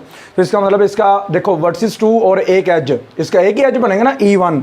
समझ लगी ना बात की। इसी तरह इसका एज कोई भी नहीं है V1 का, इसका K1 उसने नाम दिया है, इसका नाम K3 दिया है। तो ये आपने खुद करना है। आप देखो इसकी जगह पे क्या लगाएंगे, V1 है, यहाँ पे V1 है, वर्सेस कितने हैं यहाँ पे, वर्सेस यहाँ पे सिर्फ एक ही वर्टेक्स है, ठीक है ना। तो n की जगह पे मान लगाओ, यहाँ पे लगाओ 1, 1 - 1 0, 0 सारा 0 हो गया। तो आप देखो यहाँ पे इसके एजेस क्या है, कुछ भी नहीं, 0 है। समझ लगी ना बात की। तो ये ज़रा ध्यान से फॉर्मूला कीजिएगा, क्लियर है। दो में ज़्यादा से ज़्यादा याद रखिएगा, अपनी स्टडी के ऊपर फोकस कीजिएगा। इंशाल्लाह इसकी सीरीज़ को हम कंप्लीट करेंगे आपके बहन भाइयों के लिए। आपके लिए तो नहीं कर सके, इंशाल्लाह आपके बहन भाइयों के लिए करेंगे। और ज़्यादा से ज़्यादा जो ना अपने लिंक को शेयर कीजिएगा, ठीक है ना, इस वीडियो के। और इंशाल्लाह जो है ना ये सदाबहार कह लो लेक्चर्स हैं, ऑब्जेक्टिव के लिए, शॉर्ट के लिए, लॉन्ग के लिए, ये सदाबहार हैं। मतलब कह लो कि शॉर्ट, टू मच शॉर्ट। तो ये टू मच शॉर्ट लेक्चर्स आपको दिए हैं। तो ध्यान से तैयारी कीजिएगा, फोकस कीजिएगा अपनी स्टडी के ऊपर। दुआओं में ज़्यादा से ज़्यादा अपने भाई को याद रखिएगा और हमारे लिंक को लाजमी तौर पे शेयर कीजिएगा। अल्लाह हाफिज़।